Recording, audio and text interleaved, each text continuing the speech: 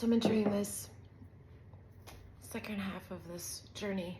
It's supposed to be how to have fun and just focus on how you feel. And part of me knew it wouldn't be easy, but part of me definitely thought it would be easier than this, right? How hard can it be to just focus on what you want to do and do it? But of course it's not so simple, or everyone would do it, or I would have done it a million years ago. But we think we have all this noise in our lives, so it's because of my job or my family or the millions of other things I have going on that I can't focus on what I really want to do just because I want to do it, and that's why it's not happening. And so I've gotten this rare opportunity to clean out all the noise and no distractions, and I can just focus on what I want to do and what's coming up, what keeps me from it. And yesterday was a bit of a rough day as I really came to terms with the fact that where my set point is. So what's a set point? I say that like everybody knows, like anybody's gonna watch it, whatever. I don't know why anyone would want to watch me yabber away, but I want to make videos and I want to yabber. And if someone wants to join me, then that would be amazing.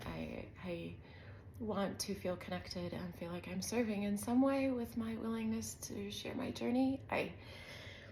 I want to, it's something in me. I've wanted to make and share videos a long time. I have so many that I've made, but I didn't share because of shame and of fear, really.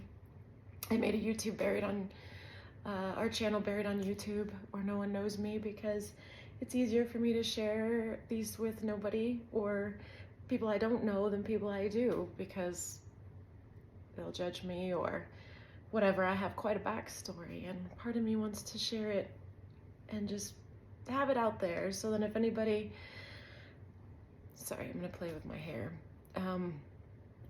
If everybody wants to see it, they can know.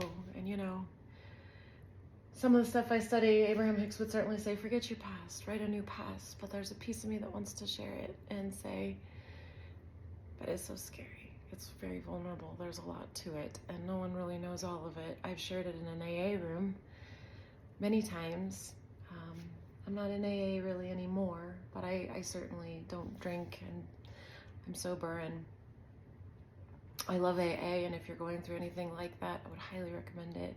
It's the one place your addiction or your disease will keep you from wanting to go, but it's the place where I think all healing from that journey begins, and you don't have to stay forever. There's a lot of us that are in it for a long time while we heal and then kind of step away for a lot of reasons. But outside of that, I've never shared my full journey, and there's a lot to it, but I also need to let it go. And sometimes I think, well, maybe if I share it and I can just let it go in some ways. So I'm realizing that my set point, which is a mood, it means where you spend most of your life. We all have sort of vibrational place where we spend a lot of our time, and we usually have a lot of momentum built up there, and that's what's keeping us with reproducing the same results in our lives. And so your emotional set point is somewhere on this sort of mood scale, and they can be available in different places. I like this one, especially since it's on a neat little card. I did something called trauma incident therapy for a while. He had a whole list of emotions that I think was much more complex and in-depth, but understanding that you can really only attract or speak to people within their own emotional set range. So this is also a powerful tool for coaching, teaching, anytime, management, anytime you're working with people, leadership, is understanding if you can identify where they're at, you need to sort of join them there to speak to them effectively, even if it's just to fake it. That's why if someone's really upset and you go, oh my God, that's terrible, and you match them in their upset, you'll notice they immediately will start to calm down if you meet them there.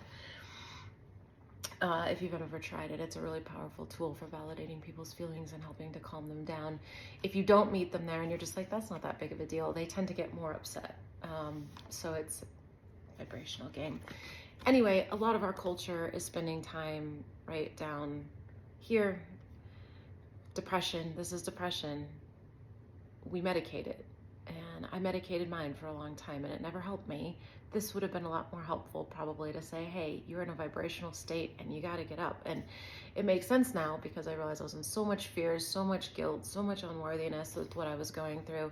And I would do things at that time like go to Whole Foods and wander around because it just felt better. Now I realize what was higher vibration of probably the organic vegetables and people who were fit or doing life much healthier than I was. And so if I got there, it would help pull up my vibration in. So I was already sensing this stuff before I had the words or the tools. And I'm so grateful. I'm getting emotional. I'm so grateful that I have these tools that have come to me now. And I'm so grateful I'm not there anymore.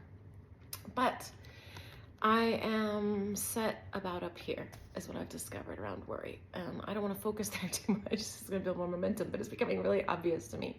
So I really had this breakthrough and understanding yesterday of realizing, oh my God, this is where I'm living.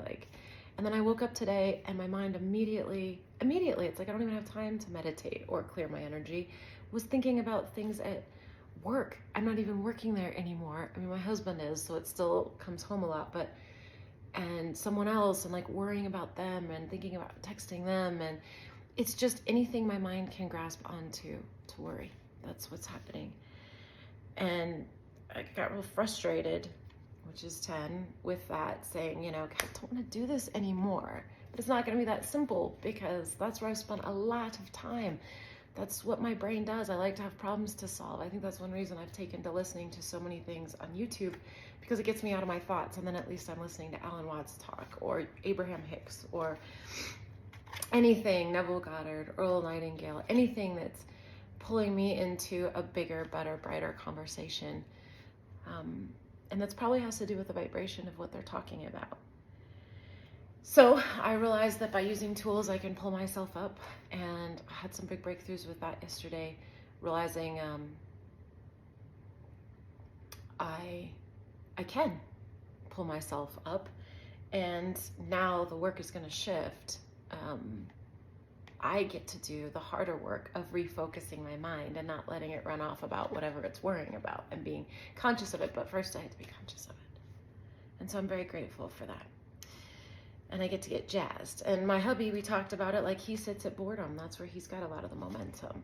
And so it's a lot higher than worry, but it's still, he's right at that tipping point. And so I want to get above that tipping point. I want to wake up at contentment. Right now I have to refocus and be like, oh, my pillow is so comfortable. This bed is so comfortable. I'm doing so great.